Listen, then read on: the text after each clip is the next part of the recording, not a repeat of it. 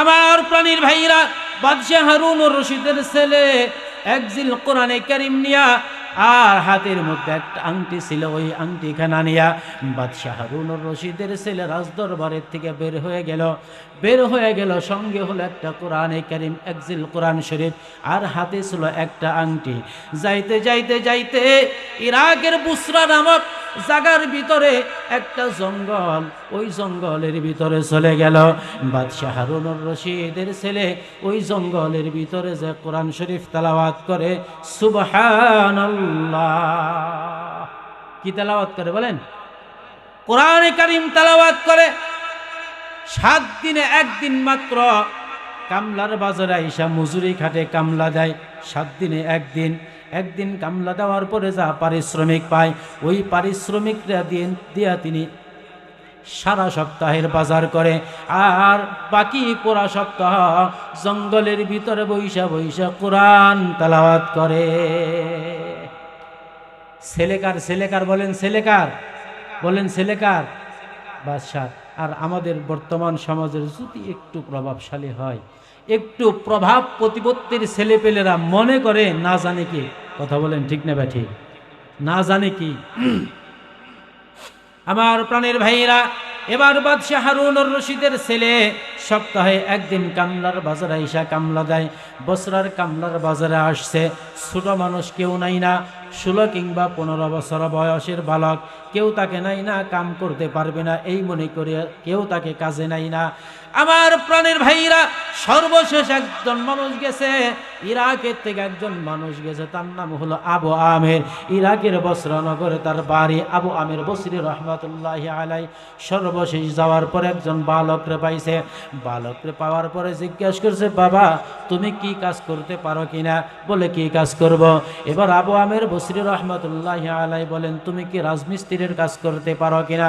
যুবক বলল, হুজুর আমি ওই কাজই করি, এই কাজটাই তো আমি করতে পারি, এই কাজটা আমি খুব ভালো করতে পারি। আবু আমের বসরি রহমাতুল্লাহি আলাই বলেন, ঠিক আছে তুমি চলো, আজকে তুমি আমার বাড়িতে কাজ করবা। আমার প্রাণীর ভাইরা, যুবক বলতে লাগলো, হুজুর আমি আপনার বাড়িতে কাজ করতে পারি, শর্ত হলো 2টা। কয়টা? জোরে বলেন কয়টা? শর্ত হলো 2টা। 1 নাম্বার শর্ত হইল, যখন মসজিদে নামাজের জন্য আজান দিবে তখন আমাকে নামাজের জন্য ছুটি দেওয়া লাগবে।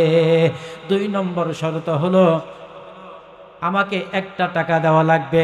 আমি কাজ কম করি আর বেশি করি, আমাকে 1 টাকা দেওয়া লাগবে পারিশ্রমিক। কাজ কম করি আর বেশি করি, বেশি করলে বেশি পারিশ্রমিক দিলে আমি নিব না, কম দিলেও আমি নিব না। এই 2টা শর্ত আপনি রাজি আছেন কিনা? আবু আমের বসরি রহমাতুল্লাহি আলাই বলল, যুবক আমি রাজি আছি, 2টা শর্তের মাধ্যমে আমি রাজি আছি, তুমি চলো। এবার যুবক আবু আমের বসরি রহমাতুল্লাহি আলার সাথে ওনার বাড়িতে আসলেন, রাজমিস্ত্রির কাজ করবেন। ঘরের দেয়াল নষ্ট হয়ে গেছে, এই দেয়ালটা একটু মেরামত করার জন্য আমার প্রাণের ভাইরা এই যুবকরে কাজে লাগিয়ে দিল। যুবক রাজমিস্ত্রির কাজ করে। বিকালবেলা একটু খবর নেওয়ার জন্য গেছে। খবর নেওয়ার জন্য যখন গেছে, যায়া দেখে যুবক এত কাজ করছে, এত পরিমাণ এত বেশি কাজ করছে, 10 জন রাজমিস্ত্রি যে এই কাজ করবে এর থেকেও বেশি কাজ করে ফেলেছে। সুবহানাল্লাহ। আবু আমের বসরি রহমাতুল্লাহি আলাইহি আশ্চর্য হয়ে গেছে, খুশি হয়ে 2 টাকা নিয়ে গেছে। কয় টাকা? 2টা টাকা নিয়ে গেছে। 2 টাকা নিয়ে যাওয়ার পরে এবার যুবকরে বলতেছে, নাও তুমি তোমার পারিশ্রমিক নাও। এবার যুবক বলতে লাগলো, হুজুর আপনি প্রথম ওয়াদা ঠিক রাখছেন, দ্বিতীয় ওয়াদা ঠিক রাখেন নাই। আমি বলছিলাম কাজ বেশি করি আর কম করি, আমি 1 টাকা নিব, 1 টাকার বেশিও নিব না, কমও নিব না, আমাকে 1 টাকাই দেওয়া লাগবে, আমাকে 1 টাকাই দেন, আমি 1 টাকাই নিব, এর বেশি আমি নিব না। যুবক 1 টাকালে বিদায় হয়ে গেল। আবার 1 সপ্তাহ পরে আবু আমের বসরি রহমাতুল্লাহি আলাইহি চলে গেছে আবার ওই লোকের সন্ধানে, ওই যুবকের সন্ধানে আবার বসরার কামলার বাজারে গেছে। কামলার বাজারে যাওয়ার পরে আবু আমের বসরি রহমাতুল্লাহি আলাইহি ওই যুবকের সামনে চলে গেছে। যুবককে বলতেছে, যুবক আজকেও তুমি আমার বাসায় কাজ করবে কিনা? যুবক বলতে লাগলো, হুজুর আমি কাজ করতে পারি, শর্ত মনে আসেনি। শর্ত কয়টা ভাই? শর্ত কয়টা? শর্ত হলো দুইটা। একটা হলো 1 নম্বরের শর্ত নামাজের সময় হলে ছুটি দিবেন। 2 নম্বর শর্ত কম করি আর বেশি করি 1 টাকা দিবেন। মনে আসেনি? কয় হ্যাঁ মনে আছে। শর্ত মানিয়া এই যুবকরা আবার কাজের জন্য নিয়ে আসলো। আবু আমের বসরি রহমতুল্লাহি আলাইহির অন্তরে কৌতূহল, এই যুবক নয় বেশি কাজ করলে 2 জনের কাজ করবে, নয় 3 জনের কাজ করবে। একা এত কাজ করে মনে হয় 10 জনেও করতে পারবে না, এত কাজ তিনি কেমনে করে। এইটা দেখবার জন্য আড়াল থেকে আবু আমের বসরি রহমতুল্লাহি আলাইহি দেখতেছে আড়াল থেকে কেমনে তিনি কাজ করে। ওই যুবক বালি আর সিমেন্ট মিশাই, বালি এবং সিমেন্ট মিশায়া কুন্নি কয় না কি বলে, কুন্নি, হ্যাঁ কুনি, কুনি, এই কুনি দিয়া ওই বালুর তাওয়ার থেকে করের থেকে উঠাইয়া ওয়ালের মধ্যে লাগায়, ওয়ালের মধ্যে লাগায়, ইট ধরা লাগে না। আমার প্রাণের ভাইরা, আবু আমের বসরি রহমাতুল্লাহি আলাইহি দেখতে লাগলেন এই যুবক শুধুমাত্র করার থেকে তা দিয়ে বালি আর সিমেন্ট ওয়ালের উপরে লাগায়, আর ইট ধরা লাগে না। ইট আপনি একা একাই আইসা ওয়ালের মধ্যে লাইগা যায়। আমি 1 টাকাই নিব, বেশি নিব না, আমাকে 1 টাকাই দেন। 1 টাকা দিয়া যুবকরে বিদায় করে দিল। যুবকরে বিদায় করে দেওয়ার পরে আবু আমের বসরি রহমাতুল্লাহি আলাইহি চিন্তা করে এই ব্যক্তিকে দিয়াই কাজ করানো লাগবে। 1 সপ্তাহ আর কোনো রাজমিস্ত্রি আমি নিব না, খুঁজব না, আমি ওই যুবকের জন্য অপেক্ষা করব। এমনিও যুবকটা আল্লাহর ওলি, আল্লাহর ওলি কাজ ছেড়ে দিয়ে নামাজে চলে যায়। ঠিক না ভাই? ঠিক। আমাদের দেশে যেই শ্রমিক, যেই মজুরি, যেই কাজ করানোওয়ালা ব্যক্তি কাজ ছেড়ে দিয়ে নামাজে যায়, নিঃসন্দেহে আল্লাহর ওলি। সুবহানাল্লাহ বলা যায়। নিঃসন্দেহে আল্লাহর ওলি, মুত্তাকি, আল্লাহর ওলি গুছের মানুষ। এই জন্য নিজের হাতের কাজ ছেড়ে দিয়ে আজানের সঙ্গে সঙ্গে আল্লাহর হুকুম পালন করবার জন্য আল্লাহর ডাকে সাড়া দিয়ে মসজিদে চলে যায়। আমার প্রাণের ভাইরা, আবু আমের বসরি রহমাতুল্লাহি আলাইহি 1 সপ্তাহ অপেক্ষা করতে লাগলেন। 1 সপ্তাহ পরে আবু আমের বসরি রহমাতুল্লাহি আলাইহি আবার চলে গেলেন ওই কামলার বাজারে। কামলার বাজারে যাওয়ার পরে ওই ব্যক্তিরে খুঁজতেছে, এখন আর পাই না। বসরার যুবকদেরকে বলতে লাগলো, এই বাজারে একজন যুবক কামলা দেয়, 7 দিন 1 দিন কামলা দেয়, আর সারা সপ্তাহ আল্লাহর ইবাদত বন্দেগী করে। ওই যুবকরে তোমরা দেখছ কিনা? এবার ওই বসরা নগরের যুবকরা বলতে লাগলো, হুজুর ওই ব্যক্তি তো জঙ্গলের ভিতরে অসুস্থ অবস্থায় পড়ে আছে। এবার আবু আমের বসরি রহমাতুল্লাহি আলাইহি কিছু পত্র, কিছু খাবার নিয়ে জঙ্গলের ভিতরে গেল। জঙ্গলের ভিতরে যায়া এবার দেখতে লাগলো ওই যুবক মৃত্যু শয্যায় শায়িত, মৃত্যুর সাথে পাঞ্জা লড়তেছে। যুবকের শিয়রে বসিয়া যুবকের মাথা মুবারকটা আবু আমের বসরি রহমাতুল্লাহি আলাইহির কুলে নিলেন। কুলে নেওয়ার পরে অনেক আদর করলেন, অনেক সোহাগ করলেন, সুমা খাইলেন, মহাব্বত করলেন, স্নেহ করলেন।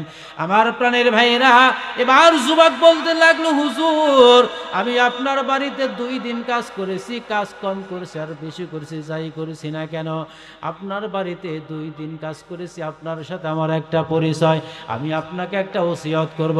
ওসিয়তটা হলো এই, যদি আমার মৃত্যুবরণ হয় এই জঙ্গলের ভিতরে আপনি নিজ দায়িত্বে দাফন করে দিবেন। এরপরে আমার কাছে একজিল কোরআন আছে, আর আমার হাতের মধ্যে যে আংটিখানা আছে, এই কোরআনে কারীম আর হাতের আংটিখানা নিয়া বাগদাদের বাদশাহ হারুনুর রশিদের কাছে নিয়ে দিবে। আবু আমের বসরি রহমাতুল্লাহি আলাইহি আর বুঝার বাকি আসেনি? বলেন, আর তো বুঝার বাকি নাই, আর বুঝার বাকি নাই। আবু আমের বসরি রহমাতুল্লাহি আলাইহি বুঝে ফেললেন, এই ব্যক্তি তো ইরাকের বাদশাহ হারুনুর রশিদের ছেলে। এই কথা ওসিয়ত করবার সঙ্গে সঙ্গে ওই যুবক ইন্না লিল্লাহি ওয়া ইন্না ইলাইহি রাজিউন ফিরআউন মৃত্যুবরণ করলো। নিজ দায়িত্বে কাফন দাফন গোসল, নিজ দায়িত্বে কাফন দাফন করবার পরে ওয়াদা অনুযায়ী ওই কোরআন শরীফ নিয়া আর হাতের আংটিখানা নিয়া বাগদাদের বাদশাহ হারুনুর রশিদের দরবারে চলে গেছে। বাদশাহ হারুনুর রশিদের দরবারে চলে গেছে। ইন দি মেন টাইমে বাদশাহ হারুনুর রশিদ তিনি সফরে যাবে, জাঁকজমকপূর্ণ মন্ত্রী মিনিস্টারদেরকে নিয়ে সফরে বের হবে। এই সময়ের ভিতরে সেখানে প্রবেশ করেছে। আমার প্রাণের ভাইরা, এবার দরবারের বাইরে থেকে বলছে, বাদশাহ জাহাপনা দাঁড়ান দাঁড়ান, একটু দাঁড়ান, আপনার সাথে কথা আছে। কোরআন শরীফটা উঁচা করে ধরছে আর আংটিখানা উঁচা করিয়া ধরছে। এবার বাদশাহ হারুনুর রশিদ বলতে লাগলো খাদেমদেরকে, এই ব্যক্তিকে মেহমানখানায় নিয়ে যাও, মেহমানখানায় নিয়ে সুন্দরভাবে তাকে আদর আপ্যায়ন করো, খাবার দাবার করো, মেহমানদারির মধ্যে যেন কোনো রকমের ত্রুটি বিচ্যুতি না হয়। আমার প্রাণের ভাইয়েরা, এই বলিয়া তিনি সফরে গেলেন। সফরের কাজ সমাপ্ত করবার পর আবার যখন রাজদরবারে চলে আসলেন, রাজদরবারে আসবার পরে সাথে সাথে ওই ব্যক্তির ডাকছে। ডাকবার পর আবু আমের বসরি রহমাতুল্লাহি আলাই একজন কোরআন নিয়ে আর হাতের আংটিখানা নিয়া বাদশাহ হারুনুর রশিদের কাছে দিছে। বাদশাহ হারুনুর রশিদের কাছে দেওয়ার পরে বলতে লাগলো, এই কোরআনটা তো আমার পাখির ডাক দেওয়া সন্তানের কোরআন।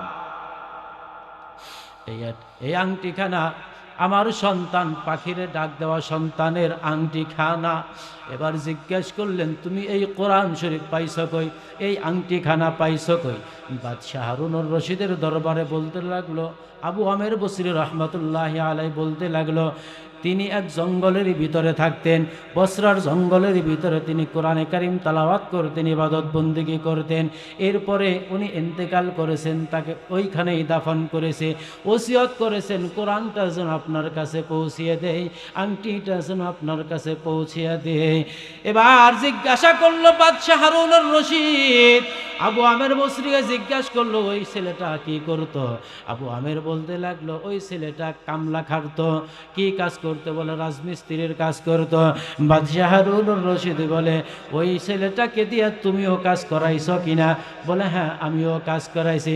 বাদশাহ হারুনুর রশিদ আর চোখের পানি রাখতে পারলেন না, বলতে লাগলো, আবু আমের রে, তুমি এমন একটি সন্তান দিয়া কাজ করাইছ যেই সন্তানটা আওলাদে রাসূল, রসুলের বংশে, ইবনে আব্বাস রাদিয়াল্লাহু তাআলা আনহুর বংশে যার জন্ম, আওলাদে রসুল আমার সন্তান।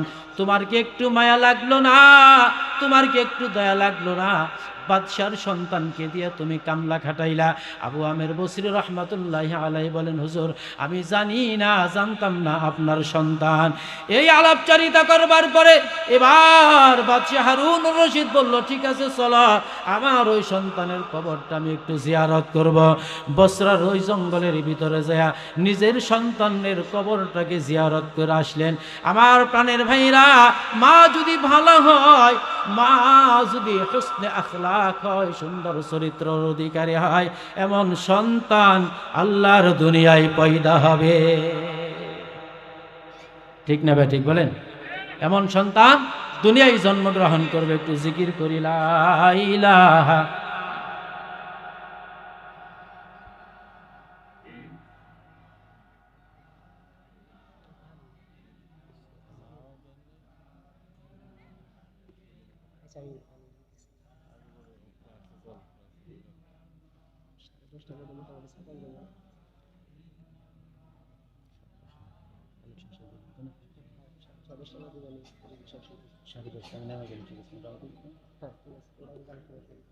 জোরে লা ইলাহা, আর জোরে লা ইলাহা,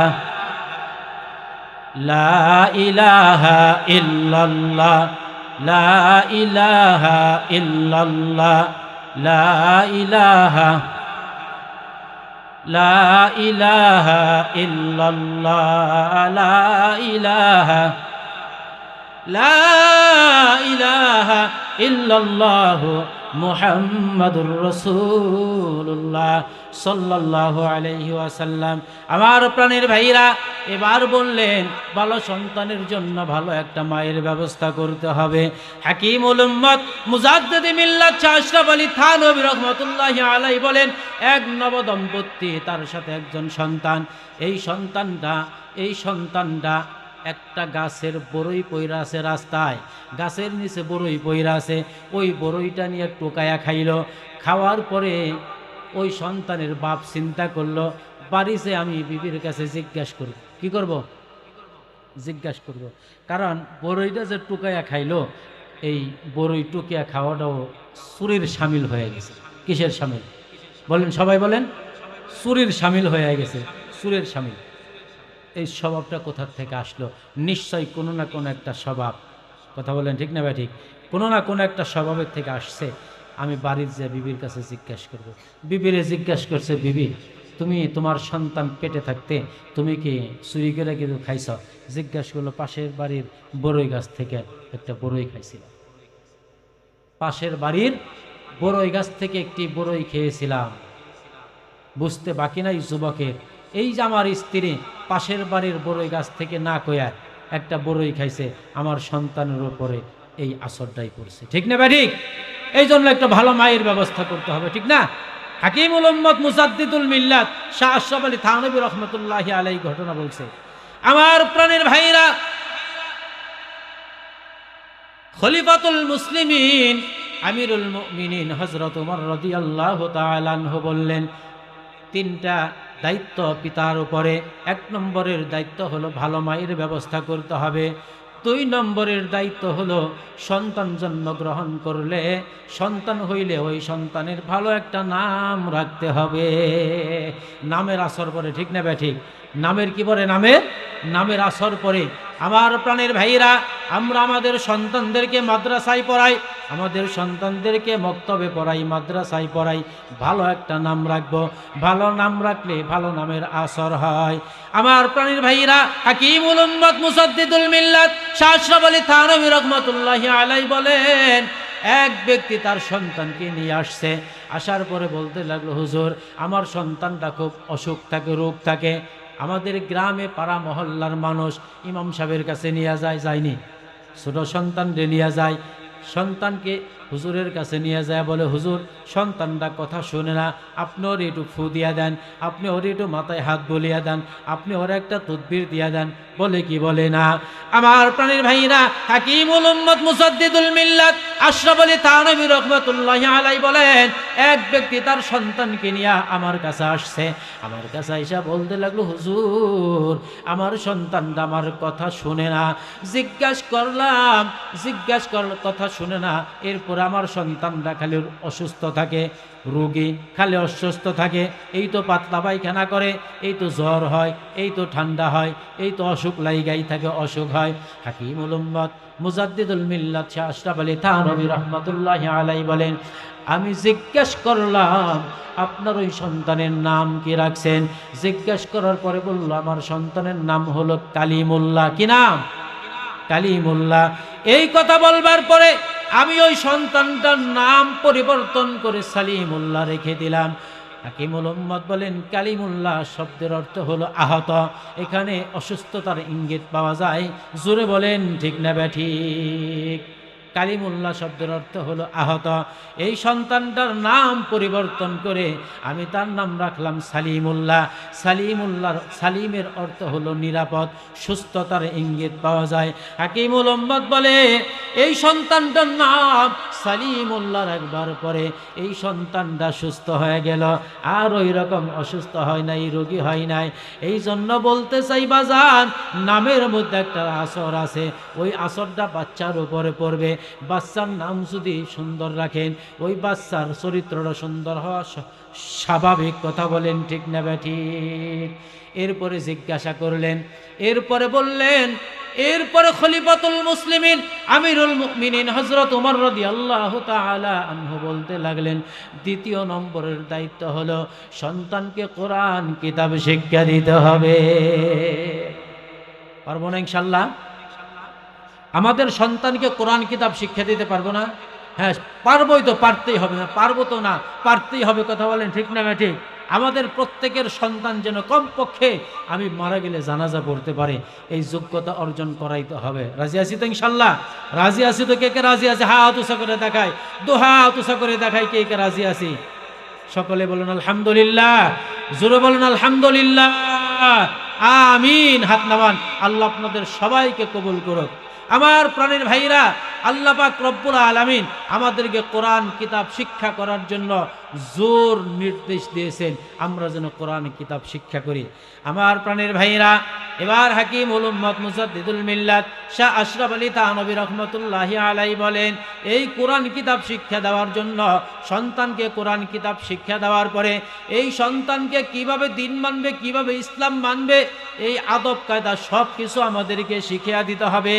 একজন বাচ্চা জন্মগ্রহণ যখন করব, আল্লাহর নবী বিশ্ব নবী সাল্লাল্লাহু আলাইহি ওয়াসাল্লাম বলেন, আমাদের সন্তান যখন জন্মগ্রহণ করবে, ছেলে হোক মেয়ে হোক, জন্মগ্রহণ করার পরে তার ডান কানে আজানের শব্দগুলো দিয়া দিব,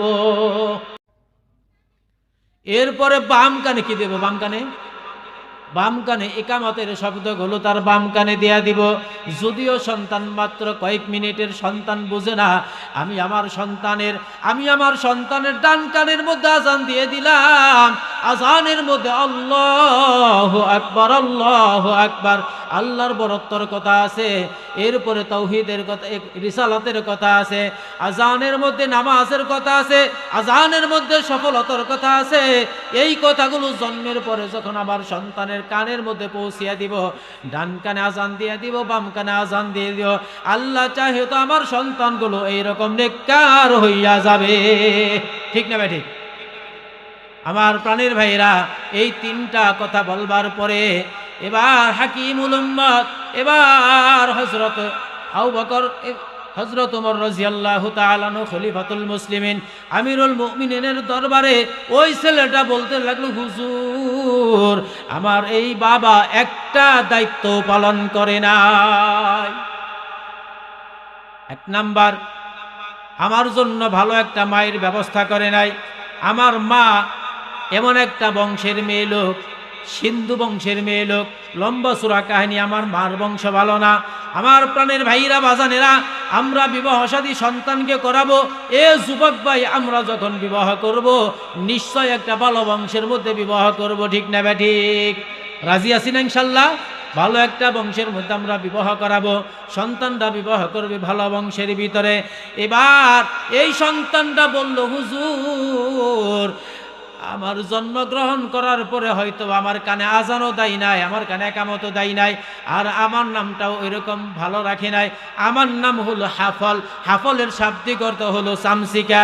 যেই নামের অর্থ এমন খারাপ, যেই নামের অর্থ ভালো না, যেই নামের অর্থগুলো এইরকম অসভ্য হয়, ওই রকম নামের, ওই রকম শব্দের, ওই রকম অর্থের নামের সন্তান কোনোদিন ভালো হইতে পারে না। ঠিক না ভাই? ঠিক। আমার প্রাণের ভাইরা, এই জন্য আমরা আমাদের কোরআন, বাচ্চাদেরকে কোরআন শিখাইব, নামাজ শিখাইব, আমাদের সন্তানদেরকে মাদ্রাসায় দিয়া, মক্তবে দিয়া সর্বপ্রথম কোরআনে কারিম শিক্ষা দিব। এরপরে সন্তানকে ডাক্তার বানান, এরপরে সন্তানকে ইঞ্জিনিয়ার বানান, এরপরে সন্তানকে যত উচ্চ শিক্ষায় শিক্ষিত করেন না কেন, কোনো রকমের সমস্যা নাই। আমার সন্তান যদি সকালবেলা কোরআনে কারিম শিক্ষা করে, আমার সন্তানটা অফিসার হওয়ার পরেও ঘুষ খাবে না, আমার সন্তানটা বড় লোক হওয়ার পরেও নামাজ ছাড়বে না, আমার সন্তানটা খারাপ কাজ করবে না, দুর্নীতির সাথে জড়িত হবে না, আমার সন্তান নেককার হবে, মুআদ্দব হবে, ভালো হবে, আমার সন্তান সমাজের জন্য ভালো ভালো কাজ করবে। কোরআন শিখাইলে, কি শিখাইলে বলেন? কোরআন শিখাইলে। ঠিক না ভাই? ঠিক। এরপরে মৌতের সময় আমার লাভ হবে, উপকার আসবে। কোন এক কবি বলে, কোরআন শিখাও, শিখা ছেলে মেয়েকে, ওহে মুসলমান, জান কবজের কালে তোমার হইবে আসান। আমার প্রাণের ভাইরা, আমরা নিজেরা কোরআন শিখবো, শিখাইব। যারা কোরআনে কারিম শিখবে এদের জন্য আমরা ভালো ব্যবস্থা করব, এদেরকে উৎসাহিত করব। মাদ্রাসায় সন্তানরা পড়ে, এই মাদ্রাসার সন্তানদের দিকে আমরা খেয়াল রাখব, এই বাচ্চারা যেন কোরআনে কারিম শিক্ষা গ্রহণ করতে পারে। আপনাদের একটা মাদ্রাসা, এখানে একটা সুন্দর একটা মডেল মাদ্রাসা আর রহমান মডেল মাদ্রাসা স্থাপিত হয়েছে। এই মাদ্রাসার প্রতি আমরা সবাই খেয়াল রাখবো। রাজি আছি তো ইনশাল্লাহ? কে কে রাজি আছে একটু হাত উঁচা করে দেখিয়ে দেই। আলহামদুলিল্লাহ, সবাই বলেন আমিন। আল্লাহ আমাদের সকলকেই তৌফিক দান করেন।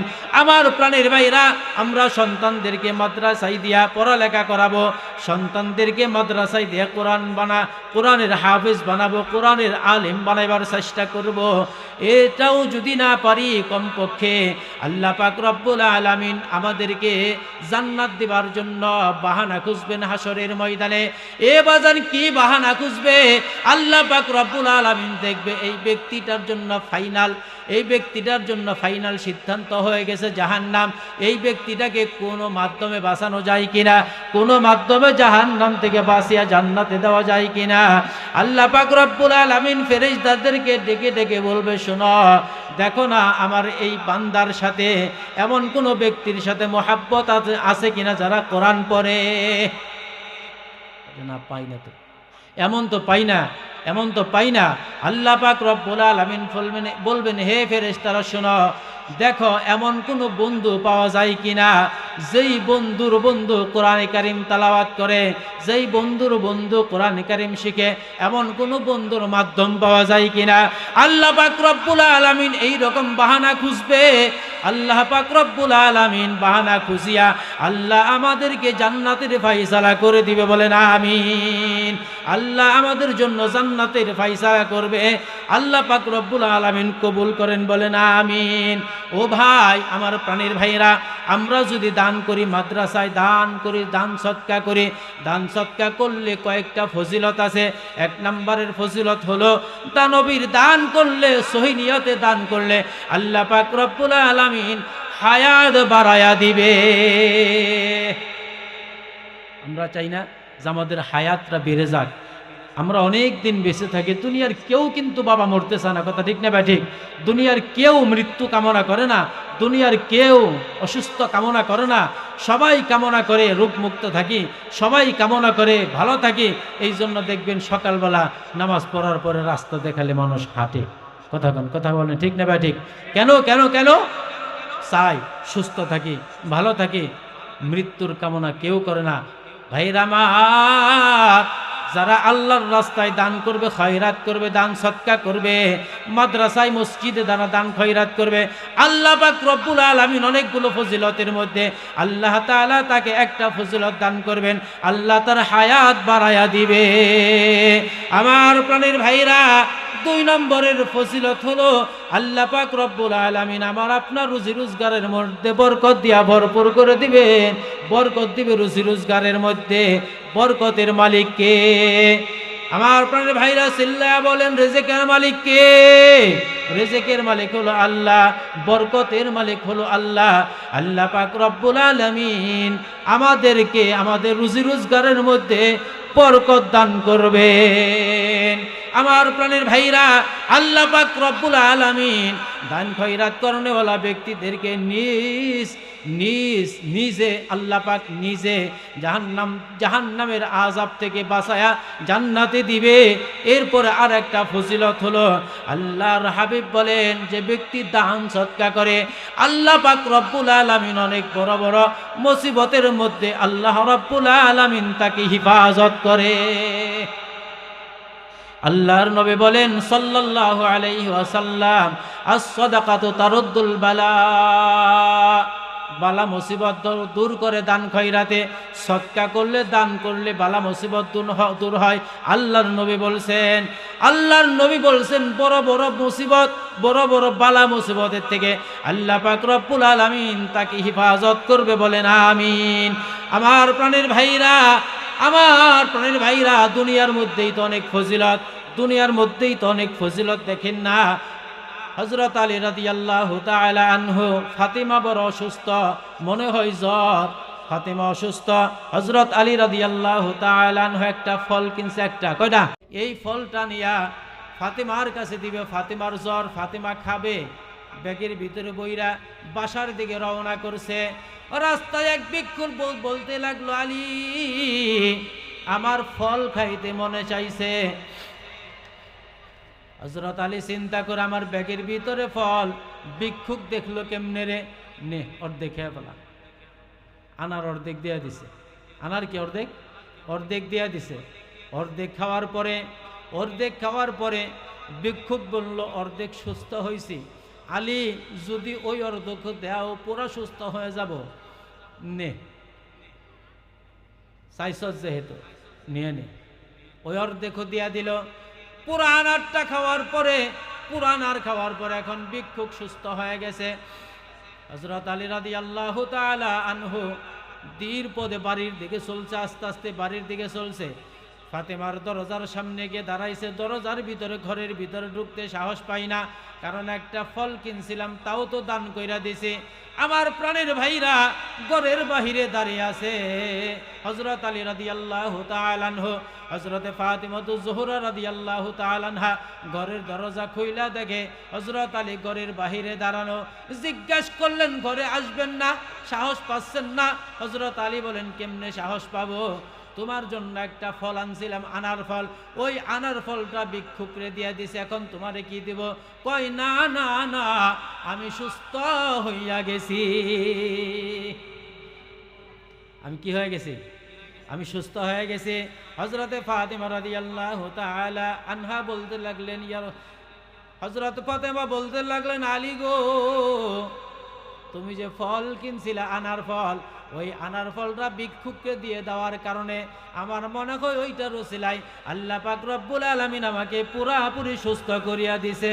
কোনো টেনশন নাই, কোনো চিন্তা নাই, আপনি ঘরের ভিতরে প্রবেশ করেন। হযরত আলী রাদিয়াল্লাহু তাআলা আনহু ঘরের ভিতরে প্রবেশ করলেন। ফাতিমার ঘরের ভিতরে প্রবেশ করতে দেরি একজন ব্যক্তি আসছে। রাসূল করিম সাল্লাল্লাহু আলাইহি ওয়াসাল্লামের একজন সাহাবী, বৃদ্ধ সাহাবী, বয়োবৃদ্ধ সাহাবী হযরত সালমান ফারসি রাদিয়াল্লাহু তাআলা আনহু এক ঝাঁকানি আনার নিয়ে আসছে। ওজন বহন করতে পারে না, ডাক দিয়া বলছে, আলী তাড়াতাড়ি দরজা খোলো, মাথার চান্দি ফাইটা গেল। হযরত আলী দরজা খুললেন। দরজা খুলবার পরে দেখেন সালমান ফারসি এক ঝাঁকা আনার নিয়ে আসছে। হযরত আলী রাদিয়াল্লাহু তাআলা আনহুকে বলতে লাগলেন, এই আনার তোমার জন্য বিশ্ব নবী মুহাম্মদুর রাসূলুল্লাহ সাল্লাল্লাহু আলাইহি ওয়াসাল্লাম হাদিয়া হিসাবে আমার কাছে পাঠিয়ে দিয়েছে তোমার ঘরে পৌঁছে দেওয়ার জন্য। আমার প্রাণীর ভাইরা, হযরত আলী রাদিয়াল্লাহু তাআলা আনহু আনার বলতে লাগলেন, একটা, দুইটা, তিনটা, চারটা, পাঁচটা, ছয়টা, সাতটা, আটটা, নয়টা আনার দেখবার পরে হযরত আলী বললেন, না না, এই আনার আমার না, হয়তো তুমি ভুল শুনছ, ভুল জায়গায় তুমি নক করছ, তুমি ভুল জায়গায় আসছ, এই আনার তো আমার না। হযরত আলী বলতে লাগলেন, সালমান ফারসিকে বলতে লাগলেন, শোনো, আল্লাহ পাক রব্বুল আলামিন, আল্লাহর রাসূল যদি আমার জন্য হাদিয়া হিসেবে আনার পাঠায়, একটা, দুইটা, 9টা পাঠাবে না, 10টা পাঠাইবে। কয়টা? জোরে বললে খুশি হইতাম। কয়টা পাঠাইবে? 10টা আনার পাঠাইবে। এবার বয়োবৃদ্ধ সাহাবী হযরত সালমান ফারসি রাদিয়াল্লাহু তাআলা আনহু চাদরের ভিতরের থেকে আরেকটা আনার ফল দিয়া বলল, এই নাও, তোমার 10টায় আছে। কয়টা আছে? আরো জোরে বলেন, কয়টা আছে? 10টা আছে। হযরত সালমান ফারসি রাদিয়াল্লাহু তাআলা আনহু বলেন, আমি একটু আড়াল করে রেখেছিলাম। কেন? আল্লাহর নবী তোমার জন্য এই আনারগুলো হাদিয়া পাঠিয়ে দিল, এটার কারণ উদ্ঘাটন করবার জন্য আমি একটা আনার আমার চাদরের ভিতরে লুকিয়ে রেখেছিলাম উদ্ঘাটন করবার জন্য। জিজ্ঞাসা করি, 10টা আনার কি জন্য আল্লাহর নবী তোমার হাদিয়া পাঠিয়ে দিল? এবার হযরত আলী রাদিয়াল্লাহু তাআলা আনহু বলতে লাগলো সালমান ফারসিকে, এ সালমান ফারসি, আমি রাস্তা দিয়ে আসতেছিলাম, ফাতেমার জন্য একটা আনার কিনছিলাম। একটা আনার কিনবার পরে ভিক্ষুক আমার কাছে চায়, আমি ভিক্ষুকরে পুরা আনারটা দিয়া দিছি। এখন আল্লাহর রাস্তায় যখন একটা আনার আমি দিয়া দিছি, নিশ্চয় আল্লাহ পাক রব্বুল আলামিন আমাকে 10টা দিবে। কয়টা দিবে? জোরে বলেন, কয়টা দিবে? 10টা। 10টা দিবে। 10টা যদি না হয় তাহলে বুঝবো আমার না। আমার প্রাণের ভাইরা, হযরতে সালমান ফারসি রাদিয়াল্লাহু তাআলা আনহু বলে 10টায় আছে। আমি উদ্ঘাটন করবার জন্য, কারণটা কি কারণে আনার ফল পাঠিয়ে দিছে এটা জানবার জন্য আমি একটা লুকিয়ে রেখে দিয়েছিলাম। এই নাও 10টাই তোমার জন্য পাঠিয়ে দিয়েছে আল্লাহর নবী সাল্লাল্লাহু আলাইহি ওয়াসাল্লাম। জিজ্ঞাসা করলেন, এবার হযরত আলী রাদিয়াল্লাহু তাআলা আনহু জিজ্ঞাসা করলেন, সালমান ফারসিকে জিজ্ঞাসা করলেন এই আনার কোথা থেকে আসছে? হযরতে সালমান ফারসি বলে, এই আনার বিশ্ব নবী মুহাম্মদুর রাসূলুল্লাহ সাল্লাল্লাহু আলাইহি ওয়াসাল্লামের কাছে এক ব্যক্তি আসছে। এক ব্যক্তি সাদা দবদবে পোশাক পরিহিত অবস্থায়, দাড়ি চুল সব কিছু সাদা, রেশমের পোশাক পরা, এই পোশাক পরিয়া আল্লাহর নবীর কাছে আসছে। আলীর আর বুঝতে বাকি রইল না, আমার এই আনার আল্লাহ জান্নাত থেকে পাঠাইছে।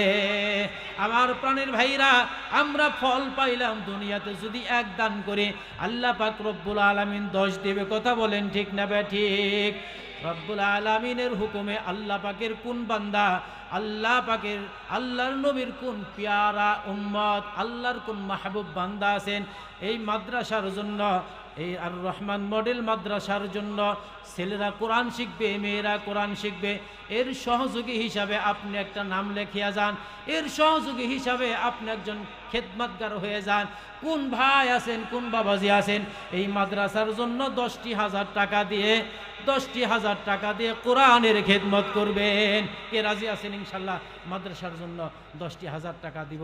অতিথি মহোদয় যারা আছে, শ্রোতা মণ্ডলী যারা আছে, এইখানে যারা আছেন, আপনাদেরকে অনুরোধ করছি, কোন ভাই আছেন, কোন মুরব্বী আছেন, কোন বাবাজি আছেন যে মাদ্রাসা আর রহমান মডেল মাদ্রাসার জন্য 10,000 টাকা দান করবেন? পারবেন না ইনশাল্লাহ? 10,000 মেহরবানি করে একটু বলেন।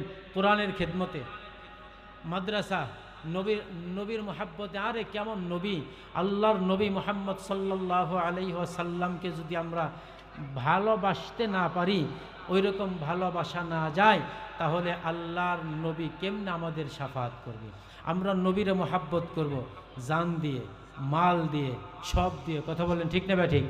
জান ও মাল দিয়ে আমরা নবীরে মোহাব্বত করব, নবীরে ভালোবাসবো। হাই রে, নবী যে কেমন নবী! জন্মগ্রহণ করবার পরে নবী একটু খেলনা করতে পারে। আমরা আমাদের বাচ্চাদেরকে খেলনা কিনে দেই, খেলনা কিনে দেওয়ার পরে বাচ্চারা খেলনা করে খেলে, মা আমিনা কাঁদতেছে, চোখের পানি ফালাইয়া কাঁদতেছে। আব্দুল মুত্তালেব বলে, কান্দ কেন? বলে আব্দুল্লাহ বেঁচে থাকলে খেলনা কিনে দিত, ওই খেলনা দিয়ে আমার বাচ্চা খেলতো। আব্দুল মুত্তালেব এই কথা শুনবার পরে কানে কানে আমিনারে আল্লাহ ফেরেশতাদের মাধ্যমে জানিয়ে দেয়, আমিনা, তোমার স্বামী আব্দুল্লাহ যদি বেঁচে থাকতো তাহলে মদিনার বাজারের থেকে তোমার আব্দুল্লাহর জন্য খুবলে তোমার আব্দুল্লাহর জন্য একটা প্লাস্টিকের খেলনা কিনা দিত, অথবা একটা মাটির খেলনা কিনা দিত। ঠিক না ভাই ঠিক? অথবা একটা কাঠের খেলনা কিনা দিত। এই তো দিত, এই খেলনা কিনা দিত। আমি আল্লাহ তোমার শিশু মুহাম্মদের জন্য খেলনা হিসেবে আকাশের চাঁদকে নিযুক্ত করব। এমন নবী, এমন নবীর উম্মত, এমন নবীর উম্মত আমরা, এমন নবীর এই মাদ্রাসা, এমন নবীর মাদ্রাসা। আল্লাহর নবী বলেন মসজিদ আল্লাহর ঘর, অল মাদ্রাসা তো বাইতি, আর মাদ্রাসা হলো আমি নবীর ঘর। চিল্লায় বলা যাবে না সুবহানাল্লাহ? আবার আবার একটু বড় হলো মুহাম্মদ সাল্লাল্লাহু আলাইহি ওয়াসাল্লাম। শিশু মুহাম্মদ যখন একটু বড় হইলে হাঁটাহাঁটি করে, বাপ তার সন্তানকে হাতে ধরে একটু হাঁটায় না? বাপ সন্তানরা একটু হাঁটায়, একটু দূরবর্তী যায়, এদিক সেদিক যায়, এই পাড়া যায়, ওই পাড়া যায়, এই শহরে যায়, ওই শহরে যায়, ওই বাজারে যায়, ইত্যাদি ইত্যাদি। একটু হাঁটাচলা করে, খেলনা একটু হাঁটাচলা করায় বাপ তার সন্তানকে নিয়ে। আব্দুল্লাহর মা আমেনা কাঁদতেছে, ক্রন্দন করতেছে। আব্দুল মুত্তালিব জিজ্ঞাসা করে, কান্দ কেন? আল্লাহ পাক রব্বুল আলামিন কানে কানে মা আমিনার ডাইকে বলতেছে, আমিনা, তুমি কেন কান্দ? আমিনা বলতে লাগলো, আমার সন্তানের বাবা আব্দুল্লাহ যদি বেঁচে থাকতো তাহলে তাহলে আমার সন্তানটাকে নিয়ে হাঁটাইতো মদিনার বাজারে, মদিনার অলি গলিতে, বিভিন্ন জায়গায়, মামার বাড়ি, ফুপার বাড়ি, বিভিন্ন জায়গায় নিয়ে বেড়াইতো, আত্মীয় স্বজনের বাড়িতে, মামাদের বাড়িতে নিয়ে বেড়াইতো। আব্দুল্লাহ নাই, এই দুঃখে আমি কান্না করতেছি। এবার কানে কানে আল্লাহ পাক ফেরেশতাদের মাধ্যমে জানিয়ে দিল, আমিনা রে কাঁদিস না, কাঁদিস না। তোমার স্বামী যদি বেঁচে থাকতো তাহলে তোমার স্বামী তোমার সন্তানরে মদিনার বাজারে ঘুরাইতো, মদিনার অলি গলিতে ঘুরাইতো, মামার বাড়িতে যাইতো, খালা খালুর বাড়িতে যাইতো, আত্মীয় স্বজনের বাড়িতে যাইতো। তোমার সন্তানের বাবা নাই, আমি তোমার সন্তানটাকে নিয়ে বেড়াইব, আর তোমার সন্তানকে নিয়ে আমি প্রথম আসমানে বেড়াইব, দ্বিতীয় আসমানে বেড়াইব, তৃতীয় আসমানে নিয়ে বেড়াইব, এরপরে চতুর্থ আসমান, পঞ্চম আসমান, ষষ্ঠ আসমান, সপ্তম আকাশ, সিদরাতুল মুনতাহা, আরশ, মুআল্লা, জান্নাত, জাহান্নাম, সব জায়গায় নিয়ে তোমার সন্তানকে আমি একটু ঘুরিয়ে নিয়ে আসব। সুবহানাল্লাযী আসরা বিআবদিহি লাইলাম মিনাল মাসজিদিল হারামি ইলাল মাসজিদিল আকসা। সিল্লায়া বলেন সুবহানাল্লাহ। বাপ থাকলে মদিনার অলিতে গলিতে ঘুরাইতো, তোমার সন্তানকে নিয়ে আমি আকাশে ঘুরব, তোমার সন্তানকে নিয়ে আমি জান্নাতে ঘুরব, তোমার সন্তানকে নিয়ে আমি জাহান্নামে ঘুরব, তোমার সন্তানকে আমি নিয়ে সব দেখাইব, তোমার সন্তানকে আমার সাথে শেষ আমার সাথে সাক্ষাৎ করে বিদায় দিব। জোরে কি সুবহানাল্লাহ বলা যায় না? এমন নবীর উম্মত আমরা। ওই নবীর মোহাব্বতে, ওই নবীর মায়ায় একজন ব্যক্তি চাই মাদ্রাসার জন্য 10,000 টাকা দিবেন মেহেরবানি করে। কোন আল্লাহর বান্দা, কোন আল্লাহর মোহাব্বতের বান্দা, নবীর মোহাব্বতের উম্মত আছেন আল্লাহর ওয়াস্তে, আল্লাহর জন্য মাদ্রাসার মোহাব্বতে, কোরআনের মোহাব্বতকে অন্তরে লালন পালন করে কোন ভাই আছেন, কোন বাবাজি আছেন, 10,000 টাকা দিবেন।